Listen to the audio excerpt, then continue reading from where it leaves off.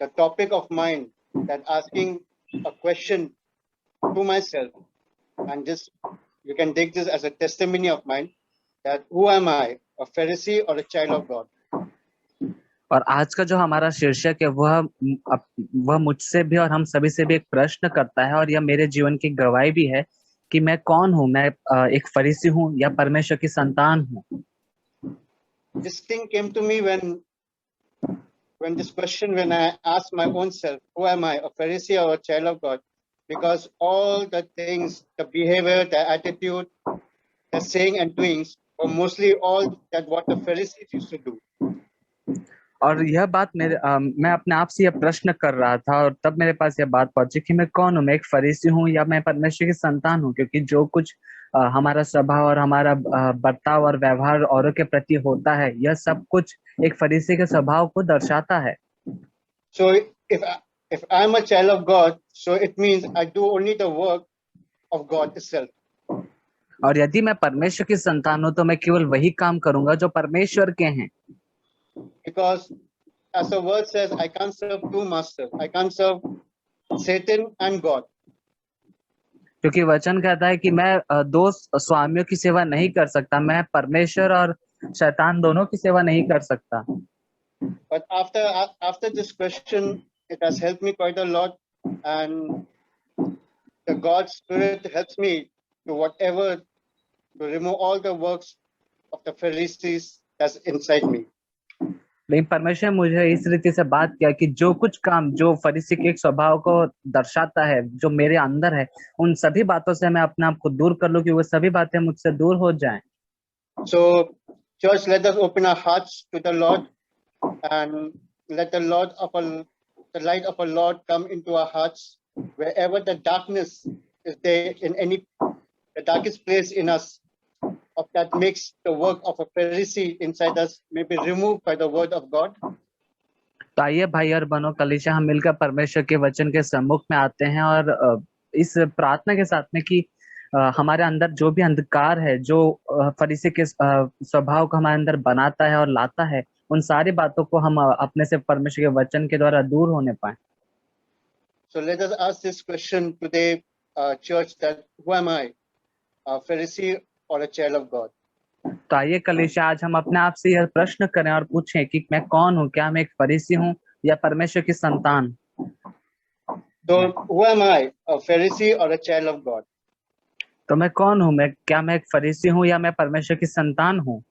I'll be putting the works of the Pharisee in front, and may the Lord help us today to recognize the works that's in us. If anything is like a Pharisee, may the Lord help us to remove it, and may it be that the day we stand in front of the Lord, that we won't be ashamed. तो आइए हम अब देखेंगे कि फरीसी के कौन कौन से कार्य और उसका स्वभाव कैसे होता है। मैं आपके सम्मुख इन बातों को रखूंगा, और परमेश्वर हमारी सहायता करके हम अपने आप को जांच कर देखने पाए कि यदि इनमें से कोई स्वभाव हमारे अंदर है तो परमेश्वर उसे हमसे दूर करने के लिए हम सहायता मांगे परमेश्वर से, कि जब हम उसके सम्मुख उस न्याय के दिन खड़े होंगे तो हमें लज्जा नहीं आएगी। So I'll be highlighting most of the work of the Pharisees. तो फरीसियों के मैं अधिकतर कामों को मैं यहाँ पर रखना चाहता हूँ। So I'm starting with Matthew 23 verse 1 to 3. I will read. It says, then Jesus. Yeah, brother. Go ahead. Then Jesus said to the crowd and to his disciples, the scribes and the Pharisees sit on Moses' seat. Do so and observe whatever they tell you, but not the work they do, for they preach but do not practice. और हम मत्ती के अध्याय 23 वचन 1, 2 और 3 में हम देखते हैं, तब यीशु ने भीड़ से और अपने चेलों से कहा, शास्त्री और फरीसी मूसा की गद्दी पर बैठे हैं, इसलिए वे तुमसे जो कुछ कहे वह करना और मानना, परंतु उनके से काम मत करना, क्योंकि वे करते तो है पर करते नहीं। So, but not the works they do, for they preach but do not practice.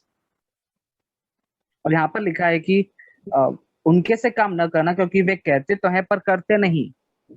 Yeah, brothers, this I want to take it very seriously as I'm speaking to you all. It means I'm trying to preach, and may the Lord help me to even practice the work of God, but not of the Pharisee. और जैसे कि भाई और बहनों, मैं यहाँ पर इस वचन को बांट रहा हूँ, तो यह मेरे लिए भी अपने आप से बहुत ही महत्वपूर्ण है कि जो मैं कह रहा हूँ वह मैं मेरे जीवन में परमेश्वर के कार्य को मैं भी माना करूँ और उसके अनुसार करूँ, ना कि फरीसी के कार्य के अनुसार। So let us stop doing the work of the Pharisees, as we've been known to be the child of God, to be a believer in Christ. And God says it is the will that we need to do, the will of God, but not let us be doing the work of a Pharisee. Amen. तो हमारे लिए यह महत्वपूर्ण और जरूरी है कि विश्वासी कहलाने के नाते, एक मसीह होने के नाते, हम फरीसी के कार्य को करना बंद करके परमेश्वर, जैसे हमारे लिए ठहराया गया है कि हम परमेश्वर की इच्छा को पूरा करने के लिए बुलाए गए हैं, तो वही हम करें। आमीन। I will read from same Matthew 22, verse 15, 16, 17 to 18. I'll go by part to part. It says in chapter Matthew 22, verse 15, then the Pharisees went and plotted how to entangle him in his word. और हम पढ़ते हैं मत्ती अध्याय 22 के वचन 15 में, तब फरीसियों ने जाकर आपस में विचार किया कि उसको किस प्रकार बातों में फंसाएं। Now, when it says, then the Pharisees went and plotted. Plotted means it's doing something, planning something against someone. और यहाँ पर हम वचन में पढ़ते हैं कि फरीसियों ने जाकर आपस में विचार किया। इसका मतलब है कि उन्होंने आपस में जाकर वहां पर युक्ति और योजना बनाई किसी एक दूसरे व्यक्ति के विरोध में, खिलाफ में, How to entangle him in his own word. कि उसको उसी की बातों में कैसे फंसाएं। See, we have some kind of natures in us also like this, that we sometimes we try to plot, maybe in our workplace, in our church, wherever, in our society, wherever we are living. Sometimes we plot things knowingly, unknowingly, to entangle somebody, maybe in his own words. और हमारा भी अंदर यह स्वभाव होता है कि हम जानते हुए या अनजाने में भी ऐसा काम करते हैं कि जहां पर हम कार्य करते हैं, हमारे दफ्तर में या हमारे कलीसिया में भी, हम किसी दूसरे व्यक्ति को उसकी बातों में फंसाने के लिए विचार करते हैं। So these things are the work of a Pharisee. और यह जो कार्य है वह फरीसी के काम है।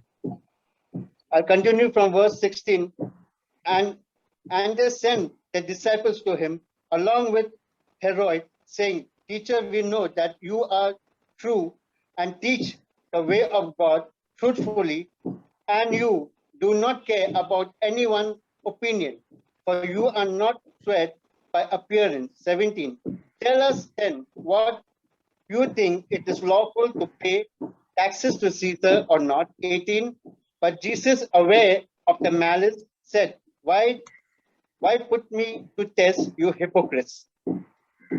और हम मत्ती अध्याय 22 के वचन 16 से लेकर 18 तक देखते हैं। अतः उन्होंने अपने चेलों को हेरोदियों के साथ उसके पास यह कहने को भेजा, हे गुरु, हम जानते हैं कि तू सच्चा है और परमेश्वर का मार्ग सच्चाई से सिखाता है, किसी की परवाह नहीं करता, क्योंकि तू मनुष्य का मुंह देखकर बातें नहीं करता। इसलिए हमें बता, तू क्या सोचता है, कैसर को कर देना उचित है कि नहीं? यीशु ने उनकी दुष्टता जानकर कहा, हे कपटियों, मुझे क्यों परखते हो? So this is where it comes. The word of hypocrisy is from verse 16. It says, and they sent the disciples to him along with the way of God. No, sorry.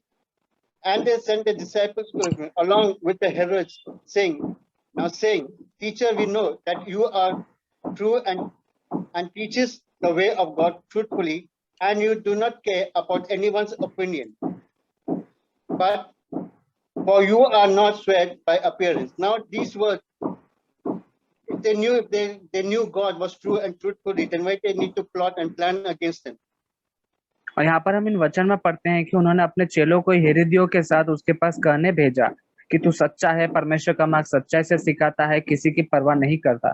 तो जब वो जानते थे कि जो व्यक्ति है वह परमेश्वर का सच्चा जन है और परमेश्वर की मार्ग सच्चाई से बताता है, तो फिर उन्हें क्या आवश्यकता थी कि वह उसी के बारे में बुरा विचार कर रहे थे।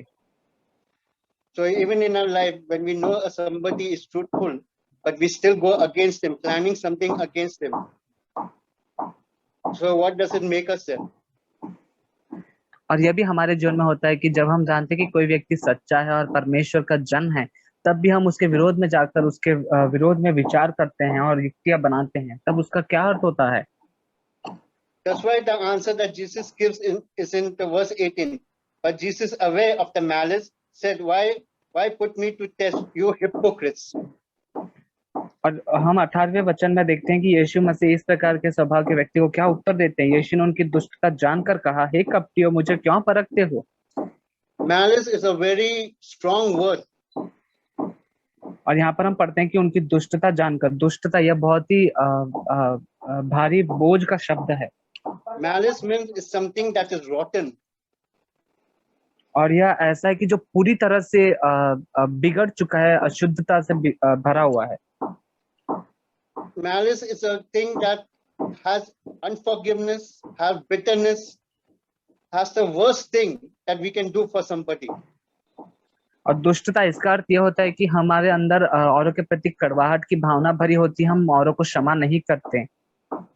So brothers, church, we need to know if there's any kind of such thing, it makes us a Pharisee. तो भाई और बहनों, हमें अपनी जांच करना है और जानना है कि ऐसा कोई स्वभाव हमारे अंदर तो नहीं, क्योंकि यदि है तो यह एक फरीसी का है। Because in spite Jesus knowing what they are and what they said, and still call them hypocrites. A hypocrite is a split person of two kinds. क्योंकि यीशु मसीह हर एक व्यक्ति को जानता था कि वह व्यक्ति क्या करता है और वह व्यक्ति क्या बोलता है, इसलिए यीशु मसीह यहाँ पर कहते हैं कि हे कपटी, मुझे क्यों परखते हो? और कपटी का अर्थ होता है कि एक व्यक्ति जो कि दो स्वभाव का व्यक्ति होता है, दो चेहरे का व्यक्ति होता है। We stand in the mirror to dress ourselves to look beautiful. The mirror shows only the outer part, but the inner part, which is rotten, full of malice, only the light of God, only Jesus and His Holy Spirit can show that to us. और हम जैसे अपने आप को सजाते हैं और अपने आप को सुंदर दिखने के लिए बाहरी तौर पर सजाकर हम आईने के सामने खड़े होकर देखते हैं, तो हमारा वो आईना केवल हमारा बाहरी रूप दर्शाता है, लेकिन हमारे अंदर जो भीतर का मनुष्य है, जो स्वभाव है, वह केवल परमेश्वर यीशु मसीह उसके पवित्र आत्मा के द्वारा ही हम पर प्रकट होता है। And hypocrites, multitude times God has referred them whenever He has come across them at an encounter with these Pharisees and scribes. He always called them a hypocrite.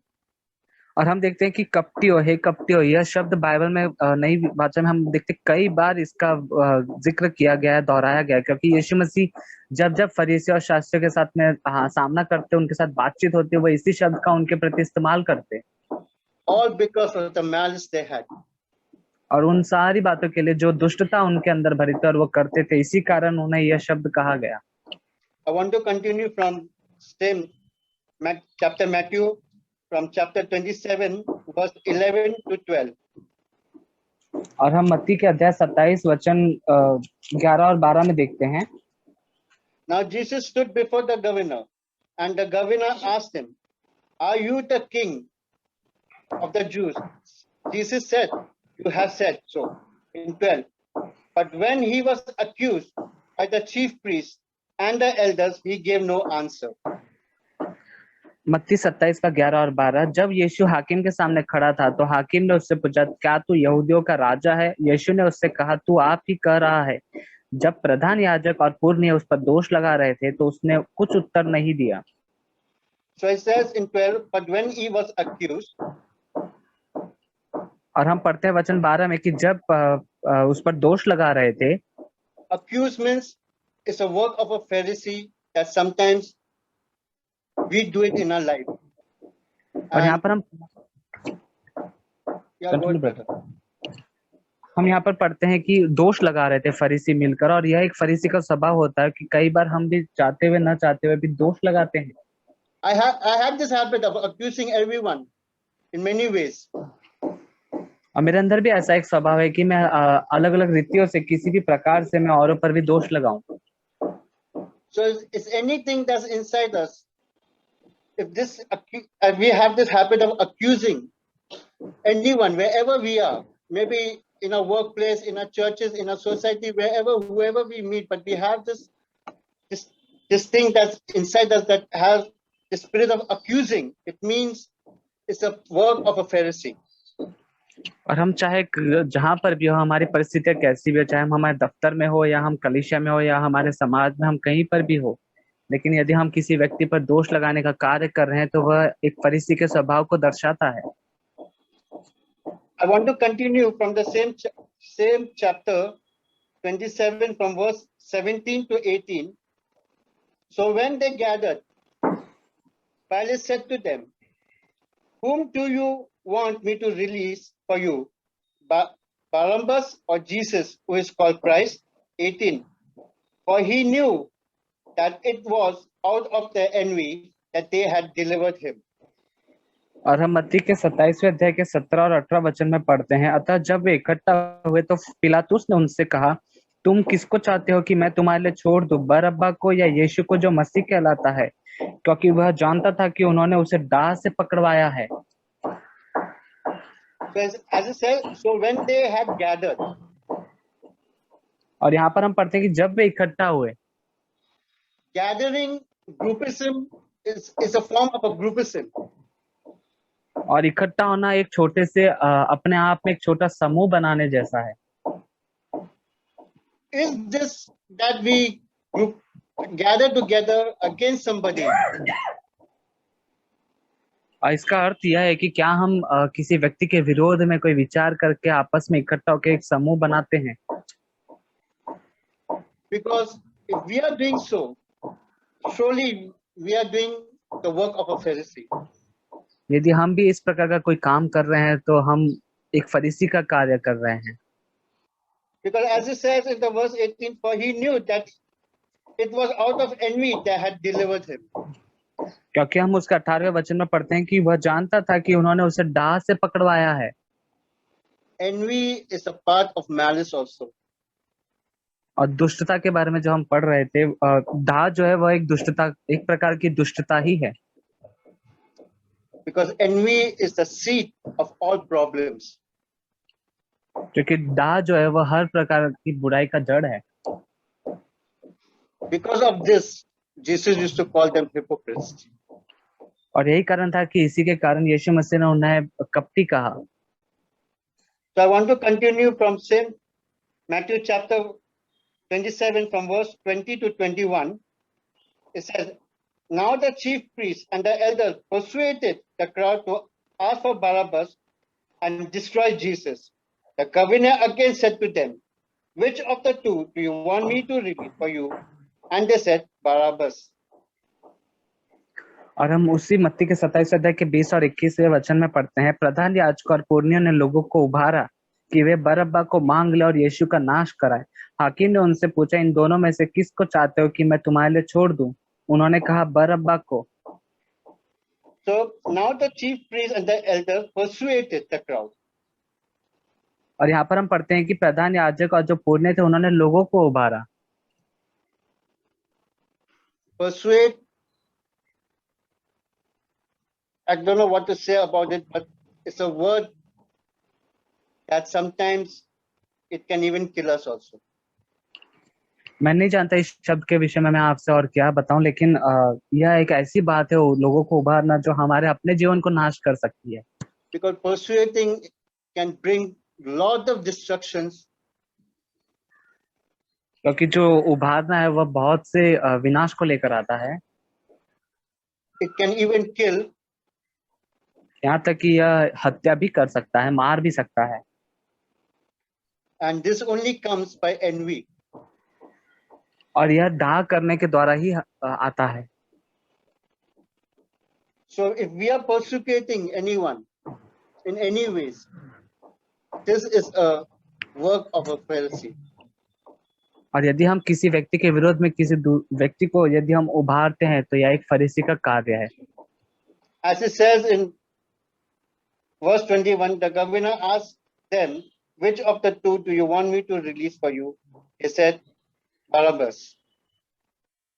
क्योंकि उसके 21वें वचन में हम पढ़ते कि हाकिम ने उनसे पूछा, इन दोनों में से किसको चाहते हो कि मैं तुम्हारे लिए छोड़ दूं? उन्होंने कहा, बरअब्बा को।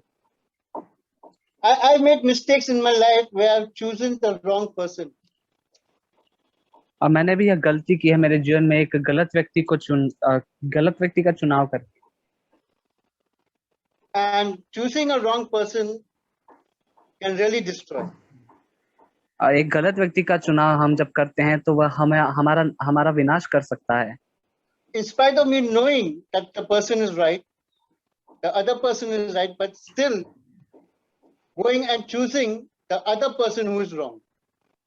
और यह जानते हुए कि वह व्यक्ति जो हमारे सामने है वह सच्चा है और वह दूसरा व्यक्ति जो है वह भी सच्चा है, उन व्यक्तियों को छोड़कर हम किसी तीसरे के पास जाते हैं उसको उभारने, और जो कि पूरी तरह से झूठा है। And I have done this in my workplace, no doubt. और मेरे काम के क्षेत्र में, दफ्तर में भी मैंने यह गलती की है, I've regretted it, और उस कार्य के लिए मैं पछताता हूँ, and I repented also for it. और मैंने उसके लिए मन भी फिराया है। So I want to continue from the same chapter, Matthew 27, from verse 30 to 31. और And they उसी में spat on him and took the reed and struck him on the head. 31.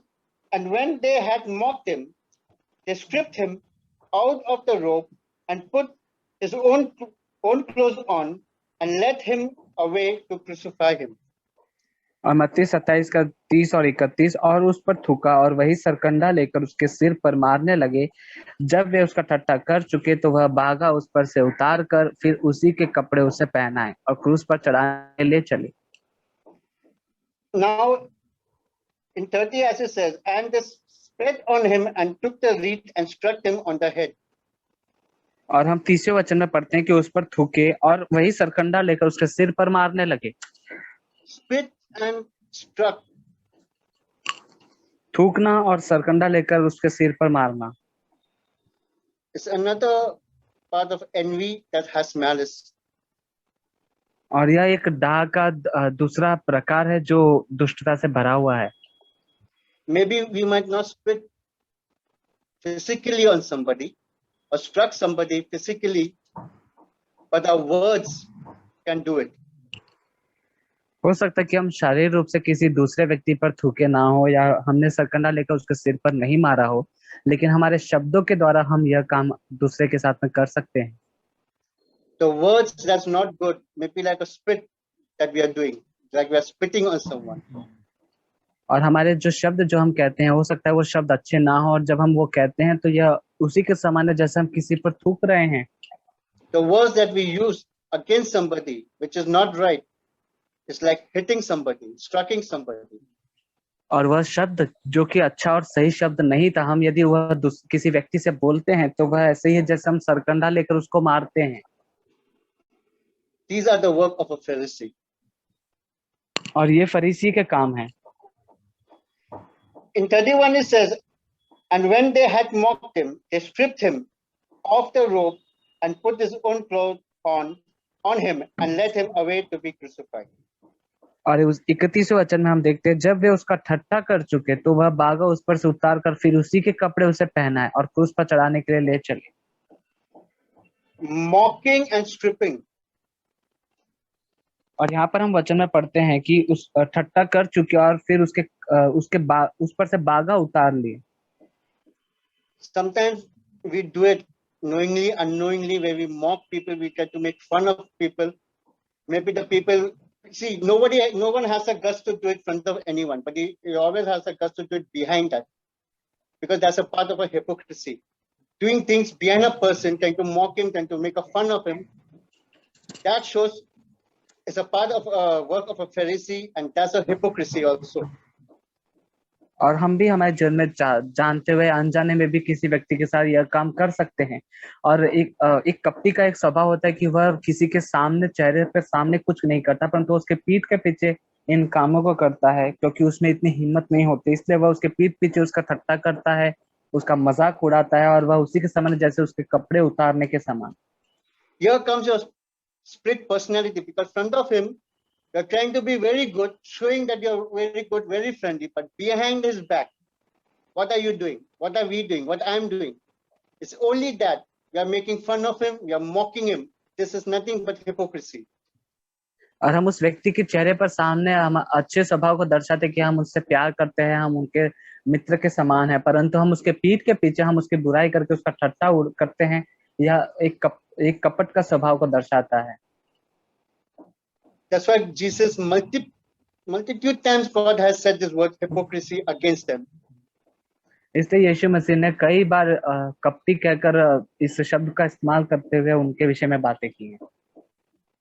Okay, and when they had mocked him and stripped him out of the robe and put his own clothes on and let him to be crucified. Now stripping a person We can strip a person not physically, but the things that we say to that person, maybe in anger, the bitterness that we have against that person. And when we use the words that we speak to that person, we are really stripping that person. और हो सकता है कि हम शारीरिक रूप से किसी व्यक्ति के कपड़े ना उतारते हो, लेकिन हम जो व्यवहार और जो शब्द उस व्यक्ति के सामने कहते हैं, उस व्यक्ति से कहते हैं, वो शब्द या हमारी कड़वाहट से भरे हुए हैं, जो हमारे मुख से आते हैं, तो वह उस व्यक्ति के शारीरिक कपड़े उतारने के समान उसके लिए कार्य करता है। This is nothing but the work of a Pharisee. यह और कुछ नहीं, केवल एक फरीसी का काम है। I like this chapter, Matthew, because it speaks so deeply about these Pharisees. और मैं मत्ती के इस अध्याय को बहुत ही ज्यादा प्रिय जानता हूँ, क्योंकि यह फरीसियों के विषय में बहुत ही ज्यादा अधिक बात करता है। I want to go to Mark 8:11. मैं मरकुस अध्याय 8 वचन 11 से एक वचन बोलना चाहता हूँ। The Pharisee came and began to argue with him, seeking from him a sign from heaven to test him. फिर फरीसी आकर उससे वाद विवाद करने लगे और उसे जांचने के लिए उससे कोई स्वर्गीय चिन्ह मांगा।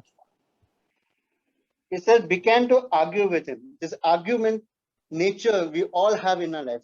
Nobody can deny this, surely. और हम यहाँ पर वचन में पढ़ते हैं कि फरीसी आकर उससे वाद विवाद करने लगे, और यह वाद विवाद करने, बहस करने का जो स्वभाव है वह हम में से हर एक व्यक्ति के अंदर है, चाहे हम उसे स्वीकारें या ना स्वीकारें। There's no doubt I still have it and I'm battling with it. और इसमें कोई संदेह की बात नहीं, क्योंकि मैं अपने आप में इस बात से, इस स्वभाव से लड़ रहा हूँ। We keep arguing in many ways for no reason. और बेवजह हम कई सारी बातों को लेकर वाद विवाद आपस में करते रहते हैं। We might argue in our home, we might argue in our workplace, we might argue in our church, we might argue wherever we are. Even we are traveling, wherever we go, we keep arguing. तो हम हमारे घर में अपने लोगों से हम वाद विवाद करते हैं, हमारे कलीसिया में हम लोगों से वाद विवाद करते हैं, हमारे दफ्तर में जहाँ हम काम करते हैं, यहाँ तक कि हम यहाँ जहाँ कहीं किसी और जगह जाने की यात्रा करते हैं, हमारे सफर के दौरान भी हम वाद विवाद करते हैं। Maybe we have asked for a glass of water. Maybe the glass of water has come after just little late. Maybe, you know, because of that we can say, why it is this, why it is that, why it's become so late. You know, these small things makes a big volcano, I would say. और मैं कहना चाहता हूँ कि जैसे हम एक पानी का ग्लास मांगते हैं, और यदि वो पानी का ग्लास हम तक आने में थोड़ी सी देर हो जाती है, तो हम उस पर विवाद करने लगते हैं और कहते हैं कि क्यों ग्लास देरी से आया, क्यों उसमें आने में देर हो गई, कहाँ पर समय लगा, और इसी प्रकार से यह विवाद एक ज्वालामुखी का रूप ले लेता है। So argument is a cause, nothing but only destruction. और वाद विवाद करने से कुछ नहीं होता, केवल वह हमारे विनाश का कारण बनता है। And this is the work of a Pharisee. और यह एक फरीसी का काम है। I want to go to John chapter 8, verse 3, 4, 5, and 7. As it says. Yeah, brother. और योना अध्याय 8 वचन 3, 4 और 5 में हम पढ़ते हैं। 3, 4, 5 और 7. The scribes and the Pharisees brought a woman who had been caught in adultery, and placing her in the midst, they said to him, Teacher, this woman had been caught in the act of adultery. और हम पढ़ते हैं यूहन्ना अध्याय 8 वचन 3 और 4। तब शास्त्री व फरीसी एक स्त्री को ले आए जो व्यभिचार में पकड़ी गई थी, और उसको बीच में खड़ा करके यीशु से कहा, हे गुरु, यह स्त्री व्यभिचार करते पकड़ी गई। The same thing that the Pharisee did when they caught Jesus. They brought him before the governor. और यही कार्य हम देखते हैं कि इन फरीसियों ने यीशु मसीह के साथ में भी किया। जब उन्होंने यीशु मसीह को पकड़ा तो उसे हाकिम के सामने लेकर आए। You know, when we go, where mostly when we are in a workplace, or even mostly in our churches, you know, we go and we try to prove ourselves right by bringing another person and trying to accuse them. और आप जानते हैं कि जहाँ पर जिस दफ्तर में हम काम करते हैं वहां पर या हमारे कलीसिया में हम चाहते हैं कि और ऐसा दर्शाते हैं कि हम अपने आप को सही ठहराने की कोशिश करते हैं और दूसरे व्यक्ति को गलत ठहराने की कोशिश करते हैं। And mostly this thing is in our children also. और यह जो स्वभाव होता है यह हमारे बच्चों के अंदर भी सब होता है। So this work of a Pharisee, we need to realize and we need to ask the Lord for his help to remove this work, not only in us, even in our children also. और हमें आवश्यकता है कि यह जो फरीसी का कार्य है इस स्वभाव को हमसे दूर करने के लिए हमें परमेश्वर से सहायता मांगना और कहना है कि परमेश्वर इस फरीसी के स्वभाव का इस कार्य को न केवल मुझसे परंतु मेरे बच्चों में से भी आप दूर करें। Because as it says now from verse 5 to 7, I want to read. And now in the law Moses commanded us to stone such women. So what you say? And 7 says, and he continued to ask him. He stood up and said to them, let him who is without sin among you to be the first to throw a stone at her. और हम यूहन्ना अध्याय 8 वचन 5 से 7 में पढ़ते हैं, व्यवस्था में मूसा ने हमें आज्ञा दी कि ऐसी स्त्रियों पर पथराव करे, अतः तू इस स्त्री के विषय में क्या कहता है? उन्होंने उसको परखने के लिए बात कही ताकि उस पर दोष लगाने के लिए कोई बात पाए, परंतु यीशु झुककर उंगली से भूमि पर लिखने लगा। When I point a finger, what do you see? You see one finger that's pointing towards you. Look at these 3 fingers, what they are doing. They're pointing against me. That's why Jesus told them, the person who is without sin. So when we point a finger to somebody, let's see these 3 fingers that are pointing towards us. तो हम भी जब किसी व्यक्ति पर उंगली उठाकर दोष लगाने के लिए जाते हैं तब हम इस बात का ध्यान रखें कि जब हम उस व्यक्ति पर उंगली उठाते हैं तो हमारी एक उंगली तो उस व्यक्ति की ओर उठती है, लेकिन हमारी 3 उंगलियां हम अपनी ओर इशारा करती है कि हम भी दोष के भागी और उससे ज्यादा दोष हम पर है। इसलिए हम जैसे यीशु ने कहा कि तुम में जो निष्पाप हो वही पहले उसको पत्थर मारे, तो हम जब कभी दोष लगाने जाए तो इस बात का ध्यान रखें कि मुझ पर भी 3 उंगलियां मुझ पर उठ रही है। Reference to this, I want to read from Matthew 7, chapter 7, verse 1, 2, 3, 4, 5. और इसी के संबंध में मैं मत्ती अध्याय 7 के वचन 1 से लेकर वचन 6 तक पढ़ना चाहता हूँ। 5. उसके 5 तक 1 से 5 तक पढ़ना चाहता हूँ। Hear and read this very carefully, brothers and sisters, church. और भाई और बहनों कलीसिया, मैं चाहता हूँ कि आप इस वचन के भाग को थोड़ा ध्यान से पढ़ें, because this can change all the work of the Pharisees that's inside us. क्योंकि यह हमारे हर एक कार्य को जो फरीसी का हमारे अंदर होता है उसे बदल देगा। It says, judge not that you be not judged. Second, for with the judgment you pronounce, you will be judged, and with the measure you use, it will be measured to you. दोष मत लगाओ कि तुम पर भी दोष न लगाया जाए, क्योंकि जिस प्रकार तुम दोष लगाते हो उसी प्रकार तुम पर भी दोष लगाया जाएगा, और जिस नाप से तुम नापते हो उसी से तुम्हारे लिए भी नापा जाएगा। From 3 to 5 I will read. Why do you see the prick that is in your brother's eyes, but do not notice the log that is in your eyes? तू क्यों अपने भाई की आंख के तिनके को देखता है और अपनी आंख का लट्ठा तुझे नहीं सूझता? Or how can you say to your brother, let me take the prick out of your eyes, when there is a log in your own eyes? जब तेरी आंख ही में लट्ठा है तो तू अपने भाई से कैसे कह सकता है, ला मैं तेरी आंख से तिनका निकाल दूं? In 5 again Jesus called hypocrites.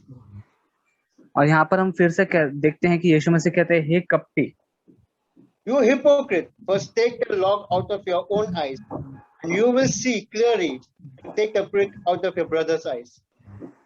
हे कपटी, पहले अपनी आंख में से लट्ठा निकाले, तब तो अपने भाई की आंख का तिनका भली भांति देखकर निकाल सकेगा। This is what the Lord is telling us to do. और यही वह कार्य है जो परमेश्वर हमसे करने के लिए कहते हैं, Because if we keep on judging everyone in their ways, it will be measured back to us according to the things we say, how heavy the word of ours is, it will be measured back to us. क्योंकि हम किसी भी रीति से यदि किसी दूसरे व्यक्ति पर दोष लगाते रहेंगे या उस पर उसमें कमियों को ढूंढेंगे, तो या जो भी शब्द हम उससे कहेंगे, जितना ही वजन हमारे शब्दों में का, उसी रीति से उसी नाप से वह हमारे पास लौट कर आएगा। And when we accuse anybody, let us see if there is not anything wrong inside us own, that we are able to accuse somebody, but remember that we are also being accused in many ways. और हम इस बात का ध्यान रखें, जब हम किसी दूसरे व्यक्ति पर दोष लगाते हैं जिस किसी बात का, तो हम अपने आप को जांचें और देखें कि जिस बात का मैं दोष लगाता हूँ क्या वही बातें मेरे जीवन में है या नहीं। यदि नहीं तो मैं भी किसी न किसी रीति से मुझे भी दोषी ठहराया जाएगा।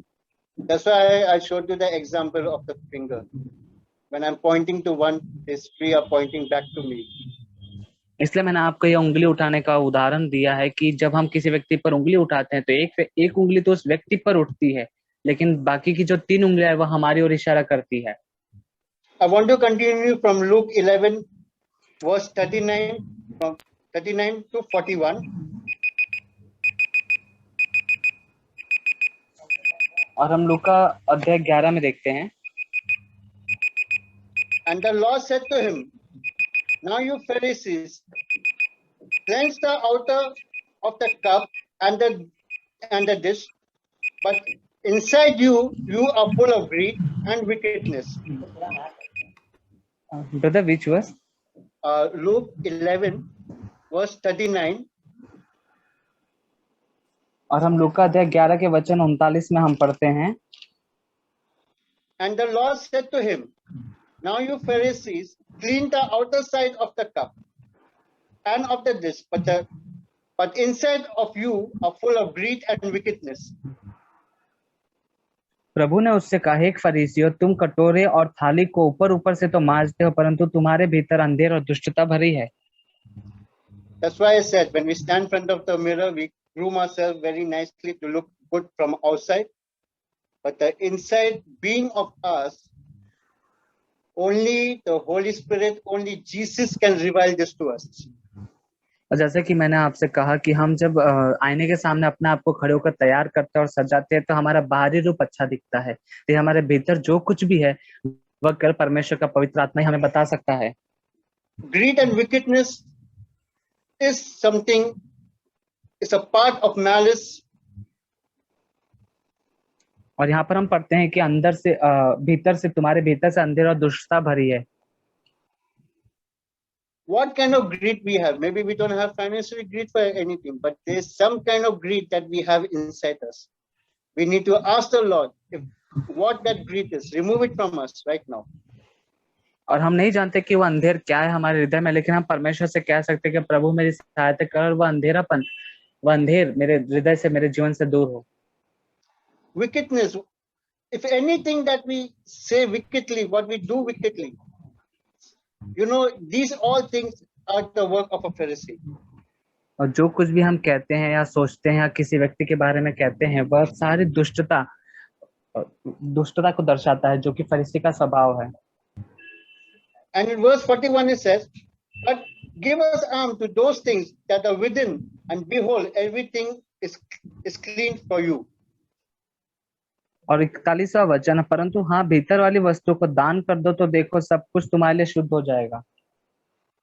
The inner being needs to be cleansed.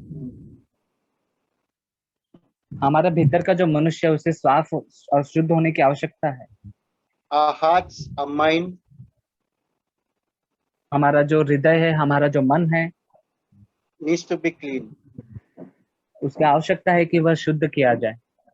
Even our tongue, the words that we speak, we can speak life or we can speak death, because as it says, life and death is in our tongue. So let us speak life, because Jesus is life.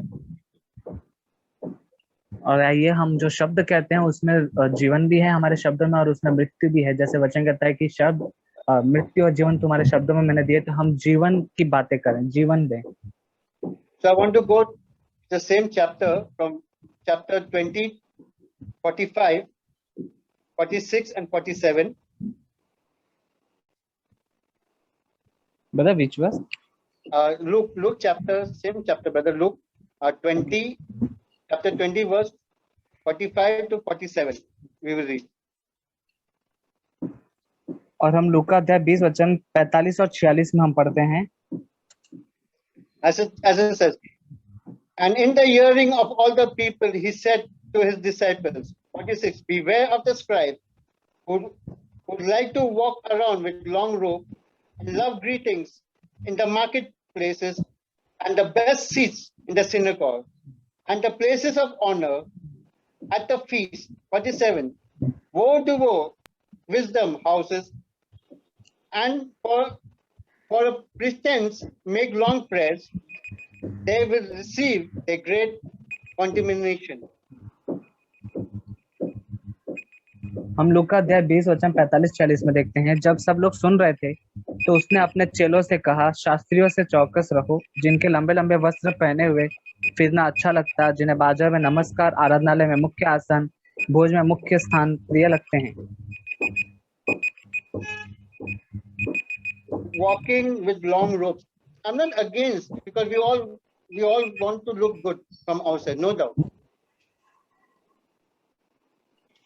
और हम सभी बाहर से अपने आप को सुंदर और अच्छा देखना पसंद करते हैं। And we all like to be greeted. और हम सभी चाहते हैं कि हमें आदर सत्कार किया जाए।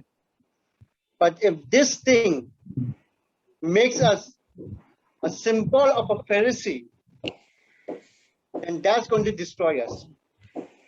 लेकिन यदि ये बातें हमें एक फरीसी के समान बना देती है, तो ये बातें हमारे लिए विनाश का कारण बनेगी। Because we like to be honored, we like to have a good seat, no doubt. क्योंकि हम चाहते हैं कि हमारा कोई आदर सम्मान करे, हमारा सत्कार किया जाए। But if this that makes us a Pharisee, that's going to tear us down. लेकिन यह जो स्वभाव है, यह हमें एक फरीसी के समान बना देगा और जो हमें फाड़ देगा। Because I know that all these kinds of works that's inside us, that we only think only of ourselves, I, me, and myself. This is the work of a Pharisee. क्योंकि हम केवल अपने ही आप को महत्व देते कि मैं, मेरा, और हम अपने आप को ही इस प्रकार से महत्व देते हैं, और यह एक फरीसी के स्वभाव को दर्शाता है। Because Jesus says, woe to those, because they'll be contaminated. क्योंकि यीशु मसीह ने कहा कि हाय उन पर जो आनंद पा चुके हैं। I will read from Matthew chapter 5, verse 23 to 24. So if you are offering your gift at the altar, and there remember that your brother has something against you, go leave your gift there before the altar and go first be reconciled to your brother, and then come and offer your gift. और हम मत्ती के अध्याय 5 के वचन 23 से आगे में पढ़ते हैं, इसलिए यदि तू अपनी भेंट वेदी पर लाए और वहां तू स्मरण करे तेरे भाई के मन में तेरे लिए कुछ विरोध है, तो अपनी भेंट वहीं वेदी के सामने छोड़ दे और जाकर पहले अपने भाई से मिलाप कर, तब आकर अपनी भेंट चढ़ा। A gift can be many things, but the more important gift, the biggest gift that is a prayer.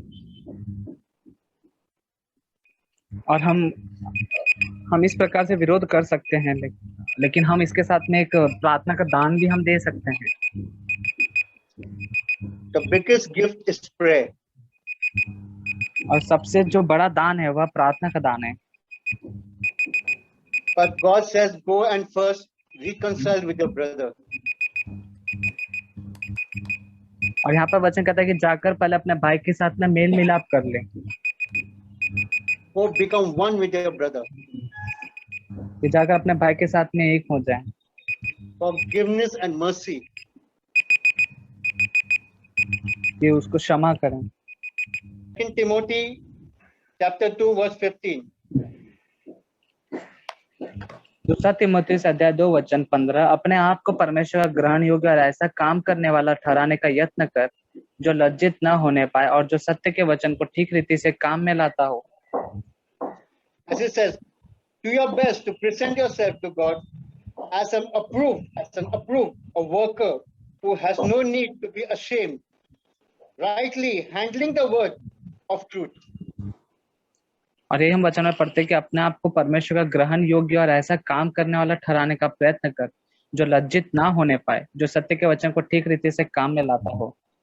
If we feel the truth has been spoken and the truth has revealed us, our inner being, may we ask the Lord for forgiveness, for His mercy, and may the Holy Spirit guide us and help us. Amen. God bless you all.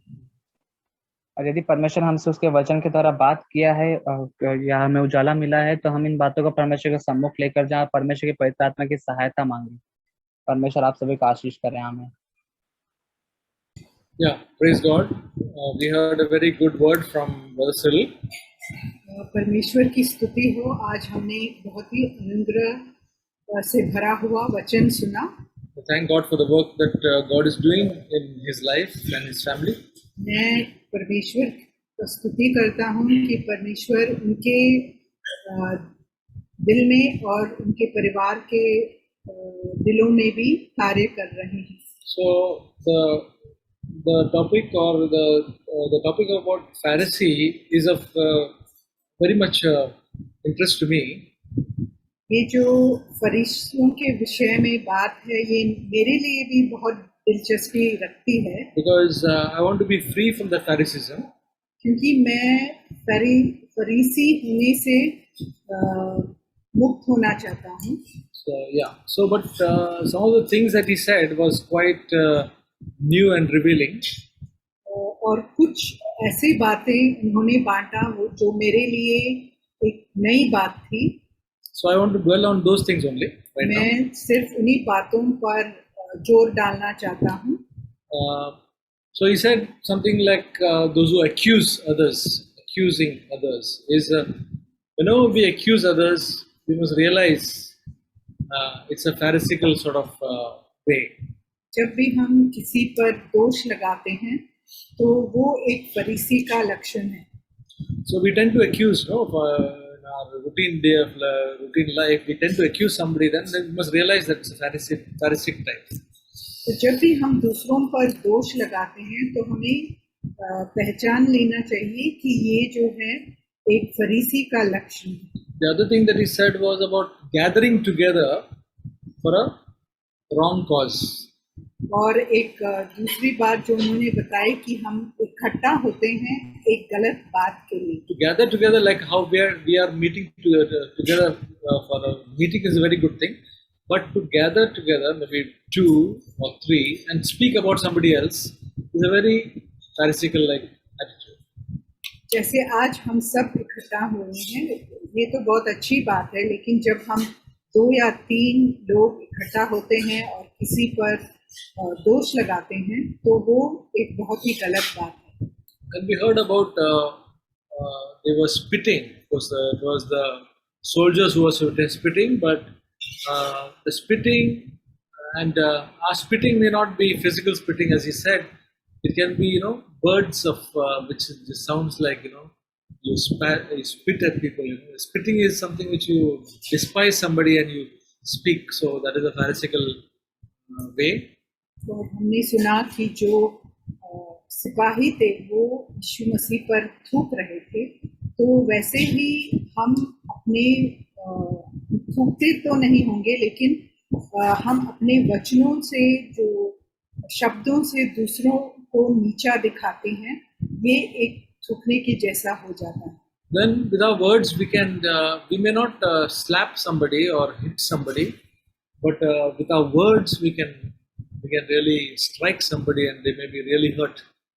और हम अपने शब्दों के द्वारा दूसरों को एक चांटा लगा सकते हैं और जिससे उनको बहुत चोट लगेगी। Then we heard about mocking. We can mock somebody maybe behind his back, and that is Pharisaical like that. और फिर हम दूसरों का मजाक उड़ा सकते हैं उनके पीठ पीछे, तो ये भी एक फरीसी का लक्षण है। The other one we heard was about stripping a person. That is something which is, physically we may not, but then when we speak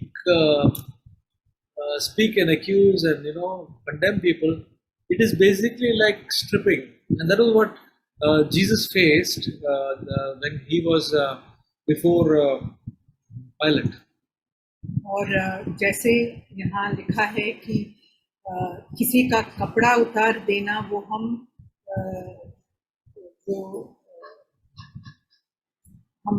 शारीरिक रूप में नहीं करते होंगे, लेकिन जब हम किसी के बारे में बुरी बातें करते हैं तो वो उसी के समान होता है कि जैसे हम उनके कपड़े उतार दिए। So about Jesus it was said that he was like a sheep for the shearers, and he kept silent, like a sheep who is silent before the shearers. So similarly, when people speak ill about us, it is like, and we are keeping silent, it is basically they are stripping us, but that is something which we should not do at all. और जैसे एक जो बकरी है उसका जो हम रोम है उसे निकालते हैं, वैसे ही यीशु मसीह का भी किया गया और वो चुप रहे। वैसे ही हमें किसी के साथ भी जब हम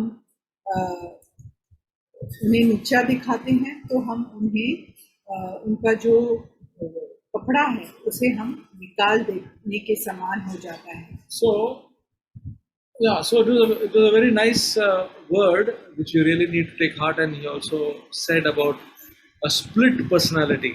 We hear the word a split personality. A hypocrite is one who has got two sides of his life. One is the side which is dark, the one which is presents some very nice thing for others. It's a split personality. We should not have that.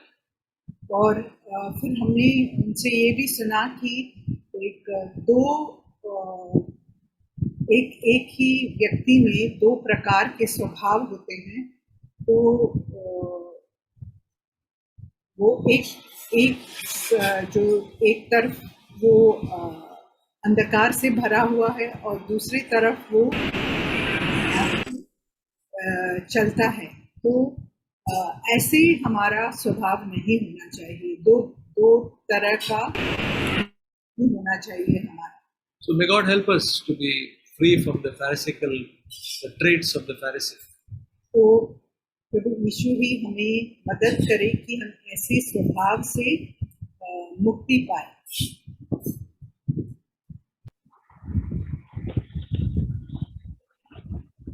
फरीसी बनना, जैसे हमने सुना, ये बहुत ही एक डरावनी बात है। So as we heard that becoming a Pharisee is a very terrible thing. क्योंकि हम बाइबल में पढ़ सकते हैं कि यीशु मसीह कर्स करता है और कहता है हाय तुम पर फरीसी। Because we read in the Bible that Jesus has cursed and said that woe to you Pharisees. मैं सिर्फ ये इतना जानता था कि यीशु मसीह ने एक पेड़ को एक बार कर्स किया जहाँ पर फ्रूट नहीं था, वो पेड़ को यीशु ने कर्स किया। So I knew that there was one tree which Jesus had cursed because it did not bear any fruit. और यहाँ पर हम देख सकते हैं यीशु मसीह किसी एक व्यक्ति को कर्स कर रहा है। And over here we see that Jesus had cursed a person. और यीशु ने कभी व्यभिचारी या कोई भी पापियों को कभी ऐसा नहीं कहा कि तुम नरक से कैसे बचोगे। And Jesus never told an adulterer or a sinful person that how will you be saved from hell.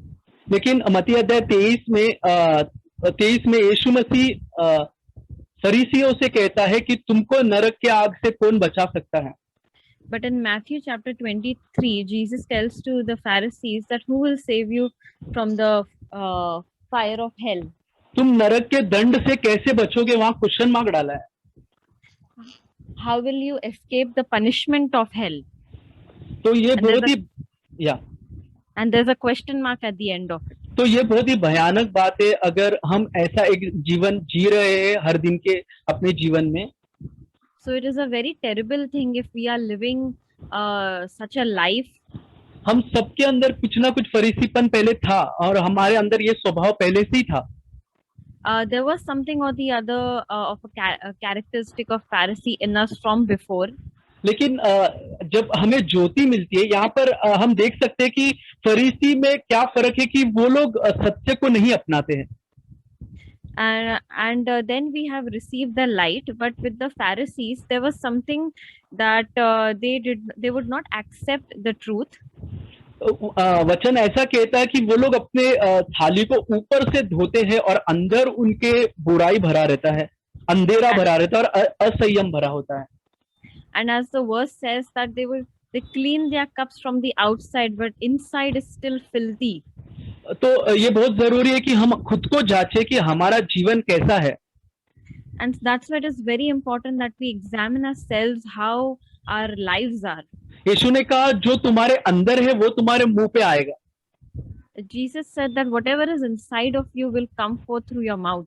जो कुछ भी हमारे भीतर है वही हमारे स्वभाव से बाहर रिफ्लेक्ट होगा। Whatever is inside of us is reflected through our behavior. ऐसा नहीं हो सकता कि हम अंदर बुराई से भरे और बाहर हमेशा अच्छाई दिखे, कभी ना कभी उसका फल बाहर आ ही जाएगा। So it cannot happen that if we are filled with bad things inside, that only good things will be seen from the outside. Some time or the other, the bad thing will be seen outside. कुछ समय तक हम अच्छाई दिखा सकते हैं बाहरी रूप से लोगों के सामने या कहीं भी, लेकिन वो स्वभाव हमेशा परमानेंटली हमारे अंदर दिख नहीं पाएगा क्योंकि हमारे अंदर बुराई, अंधकार और असंयम भरा होगा। For some time we may be able to show good behavior in front of others, but there will be a time when the bad attitudes, which is our true self from inside, will come out in front of others. इसलिए यीशु कहता है कि तुम उनके फलों से उनको पहचानोगे। That's why Jesus said that you will recognize them by their fruits. तो ये बहुत फल आने के लिए देखो समय लगता है। It takes time for a plant to bear fruit. और जब फल निकल आता है तो उसको देखकर हम सबको पता चलता है ये फल कैसा है, तो ये पेड़ कैसा होगा। So when we look at the fruit, we come to know how the tree is.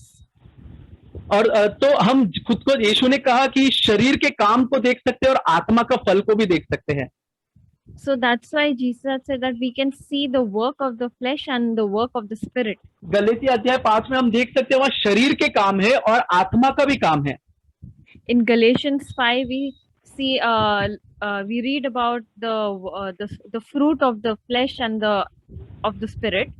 तो वहां पर तो अच्छी तरह डिस्क्राइब करके दिया है कि ऐसा शरीर के काम है और ऐसे आत्मा का फल है। So over there we can see what are the works of the flesh and what are the fruits of the spirit. तो इसके लिए बहुत जरूरी है हम खुद को जांचें कि हमारा जीवन में कैसा एक है। शरीर का काम हम देख सकते हैं अपने जीवन से, या हम अपने अंदर वो आत्मा का फल देख सकते हैं। So even in our lives we can examine and see whether it is the work of the flesh or the fruit of the spirit. इसके लिए वचन ऐसा कहता है यदि तुम खुद को जांचते तो दंड न पाते। That's why the verse says that if you examine yourselves, you would not have been judged. तो बहुत जरूरी है कि हम खुद को हर दिन जांचें और प्रभु से कहे, प्रभु तू हमको जांच परख और हमको वो रेवलेशन दे। अगर हमारे भीतर कोई भी ऐसे अंधकार भरे काम है तो उसे प्रकट कर और उसे बदलने के लिए हमारी सहायता कर। And that is why it is very important to judge ourselves and to ask the Lord to help us to examine ourselves and to reveal every thing that needs to come to light. तो प्रभु ही हमें ज्योति दे और प्रभु ही इस ऐसे एक स्वभाव से हमें बचाए और हमें उसके जैसा हर दिन बनाए। So may the Lord give us this light and may He make us into His image day by day. So this is a question we all should ask, are we a Pharisee or a true child of God? तो हमें ये प्रश्न सबको पूछना चाहिए कि क्या हम लोग फरीसी हैं या एक सच्चे परमेश्वर के संतान हैं। See, basically the Pharisees were not it's a group of people in Israel. All of them were not bad. तो जो फरीसी हैं वे लोग एक समूह थे इजराइल में और उनमें से सभी लोग बुरे नहीं थे। So many of them were hypocrites. That's why Jesus called them as hypocrites. और उनमें से ज्यादातर लोग पाखंडी थे, इसीलिए यीशु मसीह ने उनको पाखंडी कह के बुलाया। So the one verse Brother Cyril read was that is Matthew 27:18. It says that for he knew it was out of their self-interest that they had handed over Jesus to him. तो भाई Cyril ने अभी एक वचन बांटा था जो कि मत्ती 27 के 18 में था, क्योंकि वह जानता था कि उन्होंने उसे डाह से पकड़वाया है। So actually, the translation of other here, this translation it is called self-interest, not envy. और जो मैं जो ट्रांसलेशन में पढ़ रहा था उसमें ऐसा है कि उन्होंने अपने खुद के मकसद के वजह से, और जो डाह शब्द है वो इस्तेमाल नहीं हुआ है, उनका खुद का इंटरेस्ट यूज हुआ है। So primarily the Pharisees were doing everything of their own interest. It's because their motivation was self-interest. तो जो फरीसी लोग थे वे जो भी कर रहे थे उसमें उनका खुद का एक मकसद था। So whenever opposite of that is the interest of Christ. और उसका जो विलोम है, उल्टा है, वह है मसीह का मकसद होना। So whenever we do things based because of our interest, for our benefits, that is what when we become like these Pharisees. All those things we heard today, what Pharisees did, we also will end up doing when we do it, when we live for our own interest. तो जो भी आज हमने वचन पढ़े और जो भी काम हम खुद के मकसद के लिए करते हैं, खुद के अच्छे के लिए करते हैं, वे सारे काम करने से हम फरीसियों के समान हो जाते हैं। So another thing is the Pharisees, suppose we do some good works. Pharisees become righteous want to become righteous because of their good works. तो दूसरा बात यह है कि जो मान लीजिए कि अगर हम कुछ अच्छा काम कर रहे हैं, और जो फरीसी लोग होते हैं वे अच्छे होते हैं उनके अच्छे कामों की वजह से। When we do some good works, we feel very righteous and we will feel as if we have never sinned. और जब हम कुछ अच्छा काम करते हैं तब हम बहुत ही धार्मिक अपने आप को महसूस करते हैं और हम ये सोचते हैं कि हम तो कभी पापी थे ही नहीं। For example, if we give a lot of money to the poor, or regularly we feed the poor people, we feel that we are very righteous and we will act as if we have never sinned and we are better than many other people. तो मान लीजिए कि हम बहुत सारा पैसा गरीबों को देते हैं या गरीबों को हम खाना खिलाते हैं, तो ऐसा करने से अगर हम ऐसा सोचते हैं कि हमने बहुत अच्छा काम किया है और हम तो कभी पापी थे ही नहीं, तो हम एक फरीसी समान हो जाते हैं। This is what the problem of Pharisees. They thought they are righteous because of what they did. That is why the Pharisee went to the temple and prayed, I am not like this tax collector who has not done any of the things which I did.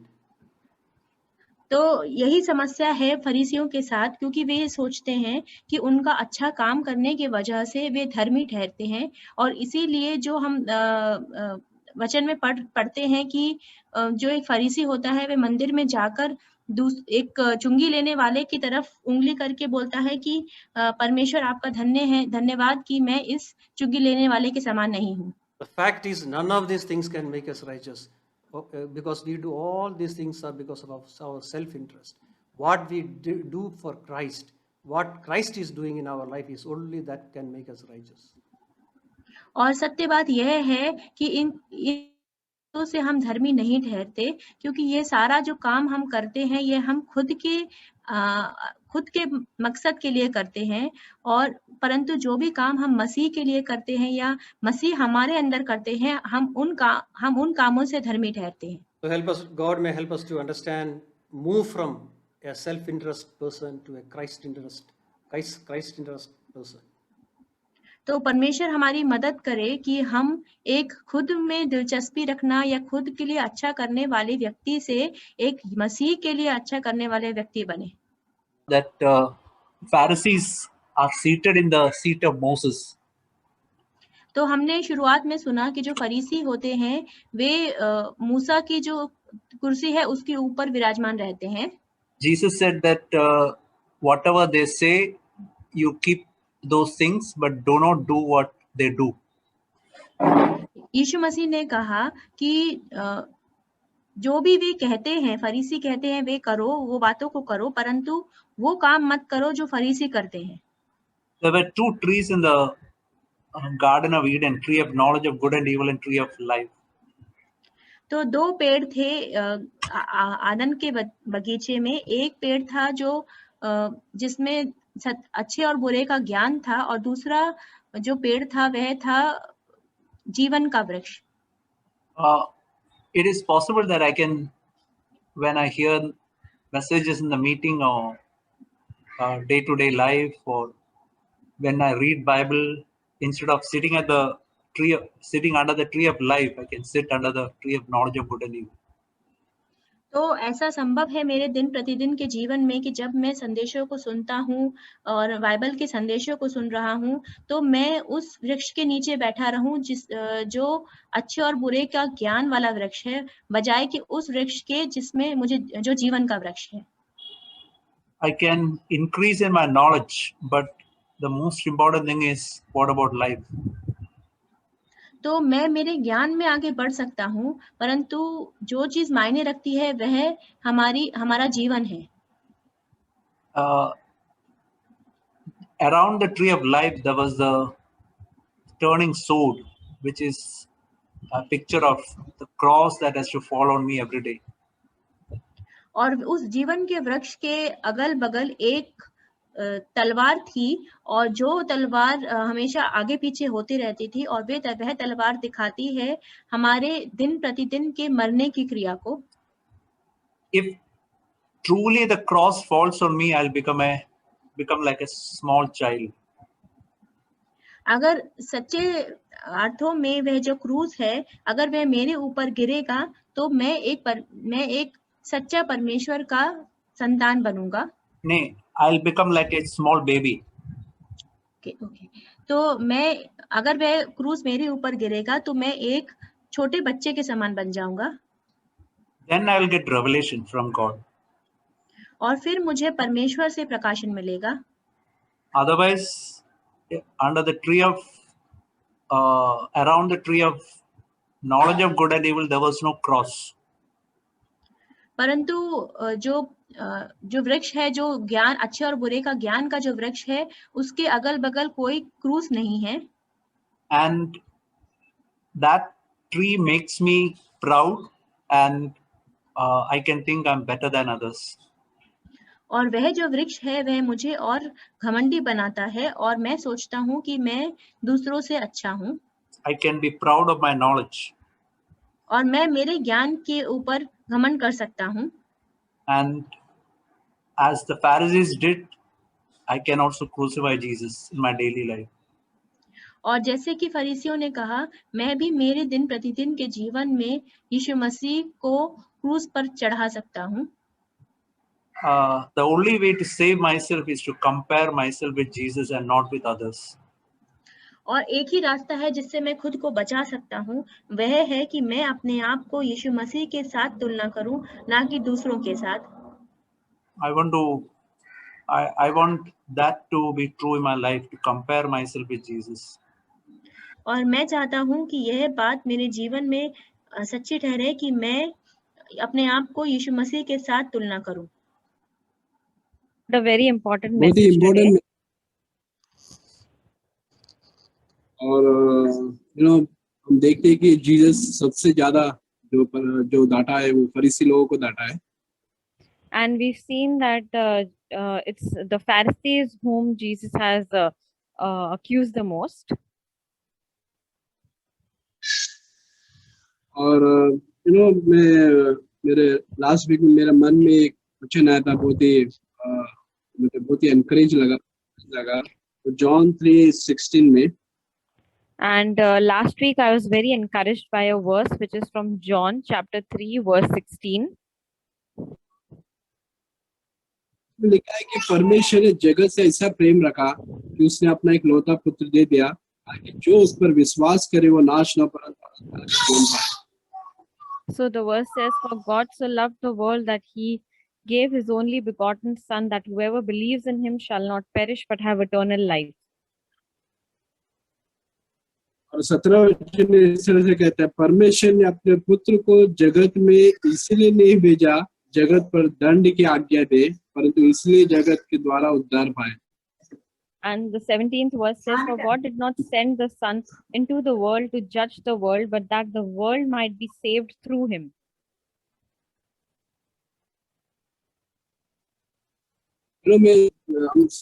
जब मैं सोच रहा था कि मैं जब इस संसार में था तो परमेश्वर मुझे स्वर्ग से देख रहा था, और जब मैं देख रहा था कि कितना अलग अलग पाप में मैं डूबा हुआ था, अलग अलग व्यभिचार में या अलग अलग विचार के अंदर, अलग अलग मेरा मोटिव, मेरा अलग अलग पाप के अंदर डूबा हुआ था, लेकिन स्वर्ग से परमेश्वर मुझसे प्रेम कर रहा है.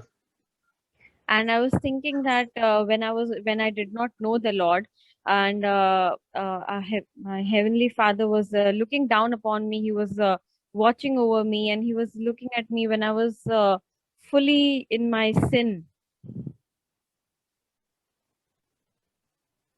और वो मुझसे प्रेम कर रहा है.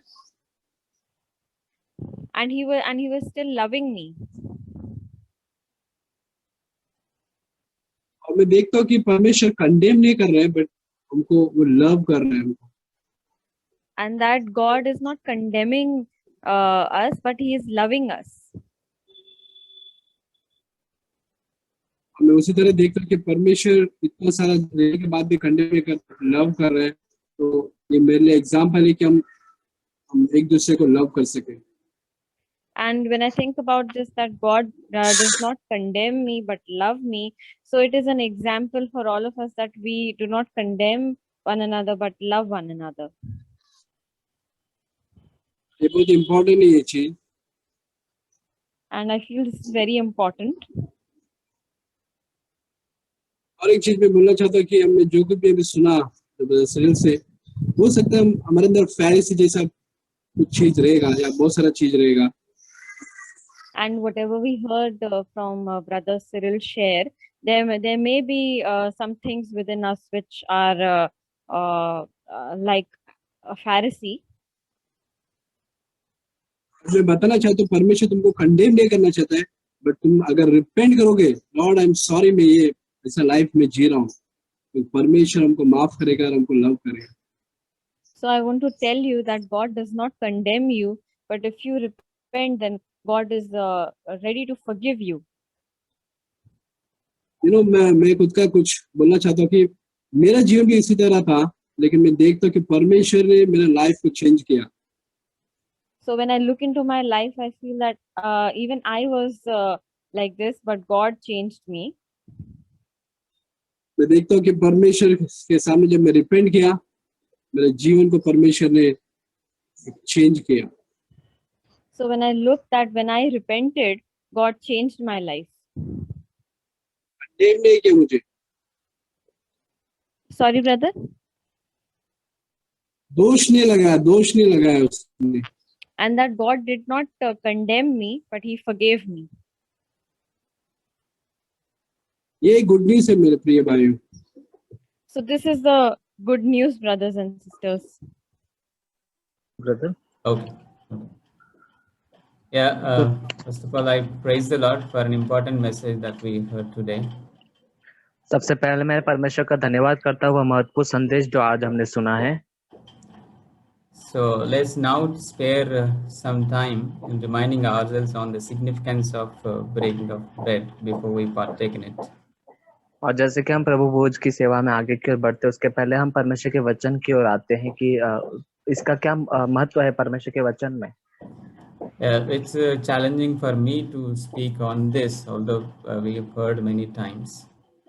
और मेरे लिए यह एक चुनौती के समान है, क्योंकि अक्सर हम इस विषय पर सुनते भी हैं वचन, लेकिन मेरे लिए यह चुनौती भरा है. So let's allow the Holy Spirit to speak to us what He wants to convey. तो आइए हम पवित्र आत्मा को अनुमति दें कि पवित्र आत्मा हमसे क्या कहना चाहता है. So coming to the term breaking of bread, so in those days the bread used to be hard like our kadak tandoori roti. That's why it is said as breaking, not tearing. और हम देखते हैं कि हम यहाँ पर प्रभु भोज के विषय में पढ़ते हैं कि वहां पर रोटी को तोड़ा जाता था, और जहां तक मुझे पता है उन दिनों में जो रोटी होती थी वह बहुत ही कठोर बनाई जाती थी, इसलिए यहाँ पर तोड़ने के विषय में कहा गया है. And roti was a common food, like how we eat chapati and rice. Jewish eat bread as a common food. और हम देखते हैं कि जैसे हम हमारे हर रोज के खाने में भोजन में हम कैसे रोटी और चपातियों को लेते हैं, वैसे यहूदी भी वहां पर ब्रेड जो रोटी है उसे खाते थे। And the breaking of bread is used in two different contexts in the scriptures. और यहाँ पर रोटी को जो तोड़ना है, यहाँ पर वचन उसे दो प्रकार से वचन उसके विषय में बातें करता है। One is sharing a common meal. और पहला जो है वह खाने को समान रूप से बांटने के विषय में।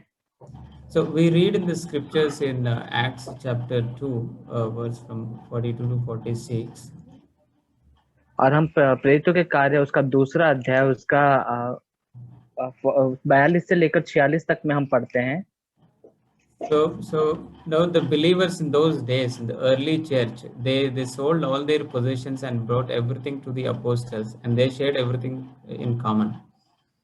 और यहाँ पर हम वचन में पढ़ते हैं कि उन दिनों में जो परमेश्वर के पीछे चलने वाले जो शिष्य थे, जो विश्वासी थे, वे अपना सब कुछ बेचकर वे प्रेरितों और चेलों के पास लेकर आकर दे देते। So it was a regular for them to have common meals. तो उन लोगों के लिए यह एक आम बात थी कि वो जो रोटी थे वो उसे समान रूप से तोड़ते, और यह उनके लिए एक आम भोजन था। So especially the Acts 2:42, there the breaking of bread is referred to sharing a common meal. और यहाँ पर हम प्रेरितों के कार्य उसके 2:42 में हम जो पढ़ते हैं रोटी तोड़ने के विषय में, वह उनकी सामान्य रूप से जो संगति में आपस में बांटते थे उस रोटी के विषय में कहता है। The second context is remembering the Lord's Supper, which is also referred to as the Holy Communion. और जो दूसरा रोटी तोड़ने के विषय में वचन जो दूसरा भाग कहता है, वह प्रभु के उस बलिदान को, प्रभु के उस मेज को स्मरण करने के विषय में कहता है। So that is of significance for us. We can read that in Acts 27. और यह हमारे लिए बहुत ही महत्वपूर्ण और मायने रखता है, जिससे हम प्रेरितों के कार्य के 27वें अध्याय में पढ़ते हैं। Acts chapter 20 and verse 7. On the first day of the week, when we were gathered together to break bread, Paul began talking to them, intending to leave the next day, and he prolonged his message until midnight. So here in this verse 7, the breaking of bread refers to the Holy Communion. और यहाँ पर हम पढ़ते हैं प्रेरितों के कार्य अध्याय 20 उसका 7वां वचन, सप्ताह के पहले दिन जब हम रोटी तोड़ने के लिए इकट्ठे हुए तो पौलुस ने जो दूसरे दिन चले जाने पर था उनसे बातें की और आधी रात तक बातें करता रहा। और यहाँ पर जो रोटी तोड़ने के विषय में वचन कहता है, यह प्रभु भोज के विषय में बात करता है। But I believe even the Holy Communion was celebrated as having a full meal. और यहाँ तक कि वचन यह भी कहता है कि जो पवित्र भोज था उसे अपने पूरा जो भोजन होता है उसके उस विषय में भी कहता है। But over a period of time, some people took it as an advantage and they came only to eat. लेकिन समय बीतते गए और समय के दौरान जो लोग थे वो उसका गैर फायदा उठाने लगे और वह केवल भोजन ही में शामिल होने लगे। And so we read that in 1 Corinthians, Paul had to correct, and he was warning the church in Corinth, and he corrected them. That was not a right practice. और हम कुरिन्थी की कलीसिया में देखते हैं कि प्रेरित पौलुस ने यह इस बात को देखा कि जो गलत हो रहा था, और उसने प्रभु भोज के विषय में वहां पर उस कलीसिया को, कुरिन्थियों को वहां पर डांट लगाई और उनको शिक्षा दी। So therefore we no longer celebrate it as having a full meal, but we partake in it symbolically. तो एक पूरे भोजन के रूप में हम उसमें भाग नहीं लेते, परंतु एक चिन्ह के रूप में हम उस प्रभु के भोज में सहभागी होते हैं। But I do want to emphasize, brothers and sisters, that let's not come to partake in the Lord's table as a ritual. तो मैं आपसे भाई और बहनों कहना चाहता हूँ कि हम एक रीति और रिवाज के तौर पर इसे इस रिवाज के रूप में लेकर हम इसमें सहभागी ना होने पाए। So let's participate with reverence. लेकिन हम इसमें परमेश्वर का भय मानते हुए उसकी भक्ति के साथ में हम इसमें सहभागी हों। So we can read 1 Corinthians chapter 10 verse 16 and 17. तो हम पहला कुरिन्थियों अध्याय 10 उसका 16 और 17 वचन हम पढ़ सकते हैं। Is not the cup of blessing which we bless a sharing in the blood of Christ? Is not the bread which we break a sharing in the body of Christ?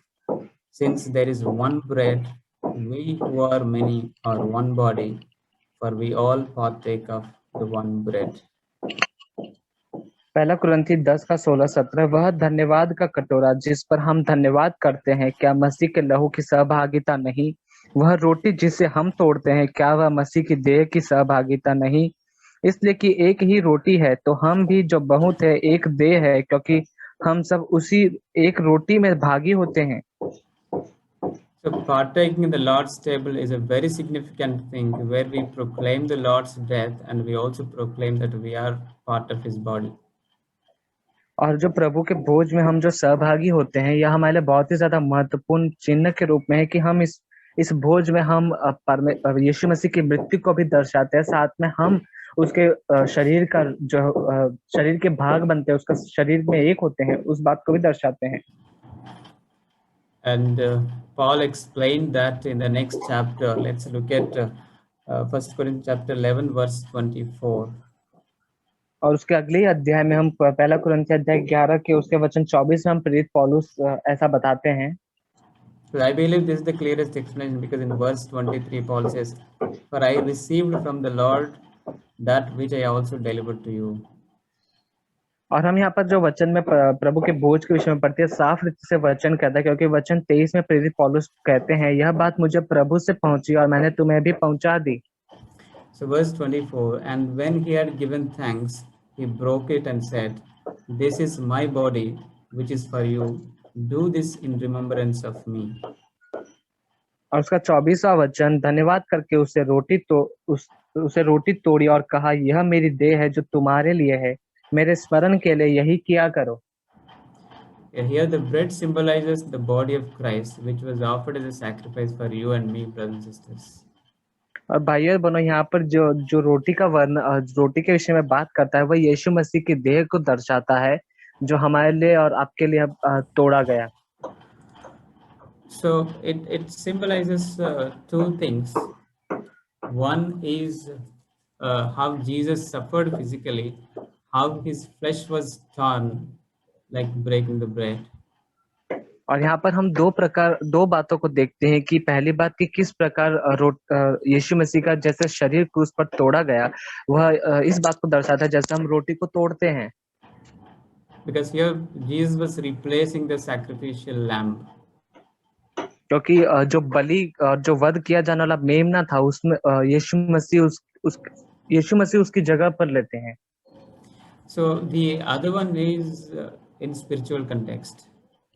और जो दूसरी बात है वह आत्मिक रीति से है। So now we know, like Jesus was one with Heavenly Father from the beginning. और हम सभी जैसा कि देखते हैं आरंभ से ही, आदि काल से ही यीशु मसीह परमेश्वर के साथ संगति में थे, एक थे। Like this roti, he was fully one with God from eternity. और जैसे कि हम इस रोटी को देखते हैं, वह अनंत काल से ही, शुरुआत से, आदि से ही वह परमेश्वर के साथ एक थे।